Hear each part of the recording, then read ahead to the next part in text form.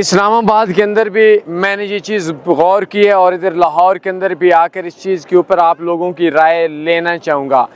मैं इधर बादशाही मस्जिद के अंदर मौजूद हूँ और देख रहा हूँ कि यहाँ मस्जिद के अंदर मुख्तलिफ़ औरतें हमारे जो यहाँ सैर व सयाहत के लिए आते हैं और उनका मकसद मस्जिद के अंदर आकर नमाज़ पढ़ना या इबादत नहीं है। यकीनन आप लोग बोलेंगे तो ये बात भी आप लोगों की सच है कि मुझे भी इखलाकियात ने, दीन ने इस बात की इजाज़त शायद नहीं दी होगी कि मैं इधर अपनी वीडियो बना सकूं, लेकिन इन मसाजिद जैसे फैसल मस्जिद है इस्लामाबाद के अंदर हमारे पास ही है और इधर बादशाही मस्जिद लाहौर है, तो यहाँ एक किस्म का ये सयाहत का माहौल है। तो आप लोग मुझे ये बताएं कि इस जगह के ऊपर ये जो हमारा घूमना फिरना है इसके अंदर यकीनन मस्जिद की बेअदबी भी है और मस्जिद के अंदर ऐसे माहौल की हम लोगों को ना इखलाकियात इजाज़त देते हैं, ना कानून इजाज़त देता है। क्या ये होना चाहिए या नहीं होना चाहिए, तो आप लोग भी शेयर करें।